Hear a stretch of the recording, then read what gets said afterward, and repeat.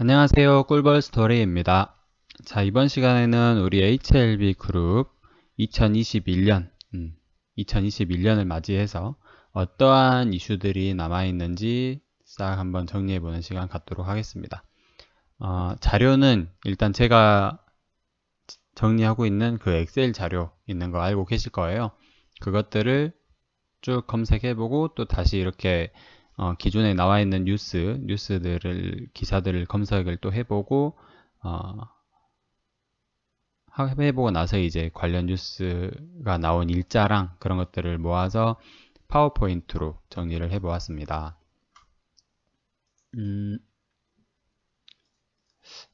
빠진 게 한두 개 정도 있을 것 같긴 한데 일단은 가장 믿을 만한 자료들을 좀 가져왔습니다. 다 검정색 글씨로 해버렸습니다. 디자인을 신경을 전혀 안 쓴. 예. 자, 한번 보실게요. 일단 HLB 그룹의 리보세라닙 관련 이슈입니다. 첫 번째로 2021년부터 매출이 발생하기 시작합니다. 어드벤첸으로부터 글로벌 권리를 인수를 했죠. 항서제약으로부터 로열티 수입이 이제 들어오기 시작합니다. 중국에서 이제 위암에 대해서 이미 판매가 되고 있는 약이고요. 매출액이 이제 HLB로 들어오게 됩니다. 로열티가. 관련 뉴스는 2020년 9월 7일자 기사를 보시면 되겠습니다. 혹시 틀린 게 있으면 좀 댓글로 조언을 좀 부탁드릴게요. 그리고 두 번째 이슈입니다. 리보세라닙의 두 번째 이슈예요. 선양낭성암의 임상 2상 환자 모집이 완료될 예정입니다. 임상 환자의 모집 수가 55명에서 72명으로 확대된 바 있어요. 2020년 11월 18일 기사이고요. 임상 2상 이후에 표준치료제 승인을 받을 목표이다 라는 내용이 있습니다. 기사에. 희귀의약품이라고 해요.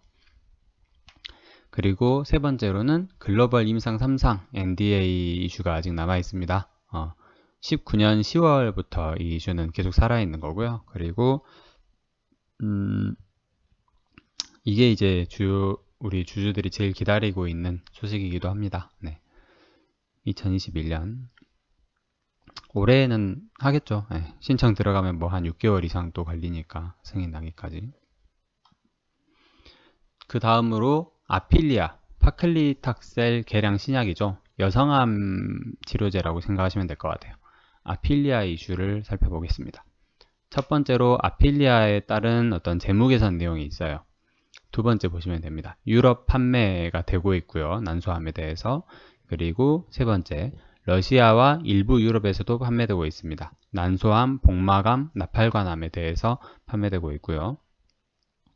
라틴 아메리카와 아시아, 유럽 등 판매망을 구축할 예정이라고 합니다. 2020년 10월 6일 기사를 보시면 되고요. 그리고 다섯 번째로는 중동, 북아프리카, 중국, 중남미에서도 출시될 예정이라고 합니다. 이 중에는 이미 출시된 데도 있어요. 관련 뉴스는 20년 5월 6일자 기사이고요. 미국에서 이제 남은 건 미국인데 미국에서 통과가 되면 이제 전 세계에 통과가 되는 겁니다. 미국에서 시판할 계획인데 이건 FDA, NDA 이슈가 아직 남아있다는 것을 의미하죠. 2020년 3월 25일 기사이고 이때 당시에는 사실 2020년 내로 뭐 NDA 나갈 예정이다라고 했는데 아직은 NDA가 이것도 안 나간 것 같습니다. 어쨌든 유럽이나 북아프리카 이쪽에서는 이미 판매가 되고 있는 약입니다. 그 다음으로 HLB 생명과학 이슈입니다. 첫 번째로 파이로테닙 한국 독점 라이센스를 이미 받았죠. 계약을 했습니다. 2020년 9월 29일 날 계약을 했고 국내에서 임상부터 허가까지 전부 HLB 생명과학이 주관을 해서 하게 됩니다. 이 약은 양성 유방암에 대해서 중국에서 정식 승인이 됐고요. 비소세포 폐암에 대해서 중국과 글로벌 임상 3상이 진행 중이라고 합니다. 그리고 두 번째 이슈는 파이로티닙의 폐암 3상 시작을 했습니다. 한국에서 시작을 했죠. IND 승인 났죠. 그래서 2020년 12월 23일 날 이런 이슈가 있었습니다. 그리고 HLB 제약입니다. 저는 일단 HLB만 가지고 있어요. 지금 이 그룹에서는. 그래서 계속해서 뭐 제가 기사가 뜨거나 하면 업데이트를 쭉 해오고는 있는데 놓친 부분이 있을 수 있습니다. 그 부분에 대해서는 댓글로 참여 부탁드릴게요. 그 다음으로 이제 HLB 제약이죠. 우리 식구가 된 HLB 제약 이슈입니다. 작은 뉴스인데요. 뇌건강 신소재 개별 인정 완료로 등록할 예정이라고 합니다. 2021년에 등록할 예정이라고 했고 관련 뉴스는 20년 11월 4일날 뉴스가 나왔습니다. 두 번째로는 탈티렐린 제조 특허가 났었죠. 2020년 10월 28일날 났었는데 이거 관련해서 뭔가 제조를 하게 되면 HLB 제약도 한 가지 특수한 이슈가 될 수 있습니다. 세 번째로 아픽사반 주사제 형태 일상 준비 중이라고 합니다. 이거는 이제 항응고제라고 하는데 내장에서 출혈이 일어나거나 하면 이 약을 이제 먹으면 출혈이 멈추는 약간 모르긴 몰라도 에피네프린 같은 역할을 하는 건가 봐요. 이게 원래는 경구제인데 주사제 형태를 또 준비 중이라고 합니다. 에피네프린 같은 경우에도 경구제는 없고 이렇게 바르고 뿌리고 또 주사제는 있고 그런 걸로 알고 있어요. 그래서 이제 아픽사반을 그렇게 여러 가지 제형으로 임상을 이렇게 시작할 건가 봅니다. 관련 뉴스는 20년 10월 22일자 기사입니다. 넥스트 사이언스 이슈도 보겠습니다. 첫 번째로 나노젠 이슈가 있죠. 나노젠 이슈는 나중에 나옵니다. 이 다음 장에 나올 거예요. 그리고 두 번째는 콤부차 판매를 2020년 3분기 정도부터 하고 있죠. 그리고 아메이에도 납품을 하고 있어요. 저는 솔직히 이 콤부차가 매출액을 상당히 개선을 시켜주지 않을까 하는 기대를 좀 하고 있습니다. 콤부차 등으로 인해서 재무가 좀 개선될 여지가 좀 보이고요. 세 번째로는 면역항암제 전달 기술 임상 진입 목표라고 되어 있습니다.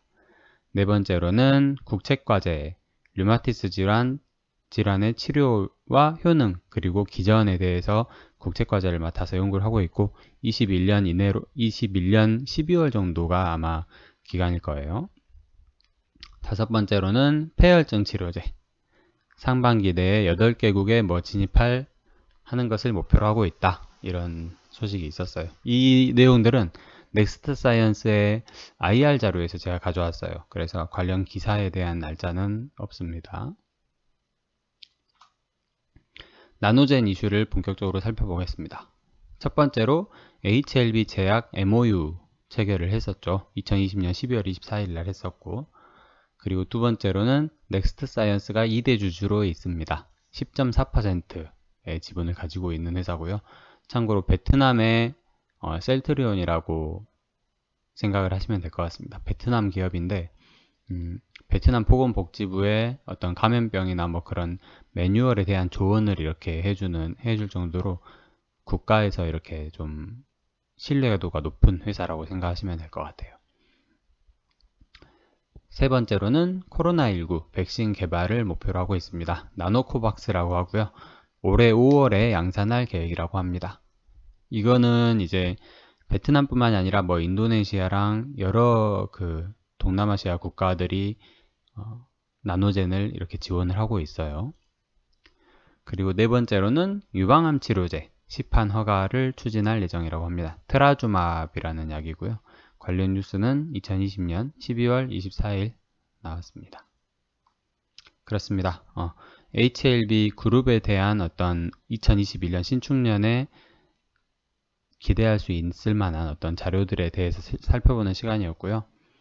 이 중에 어떤 것들이 실현이 될지 또 그런 것들은 또 모르겠습니다. 그리고 지연될 여지도 얼마든지 있고 제약 바이오 종목은 또 항상 그러죠. 말을 뱉으면 21년에 하겠다 이런 말을 하면 21년을 한참 먼 미래의 일로 생각하고 그렇게 약속을 하거나 하는 것 같아요. 근데 그게 이제 올해 실현이 될 것도 있고 또 안 될 것도 충분히 있을 거라고 감안을 또 하셔야 될 것 같습니다. 네, 그렇습니다. 이렇게 이번에 제가 준비해온 자료에 대해서 공유해드리는 시간이었습니다. 끝까지 들어주셔서 감사합니다.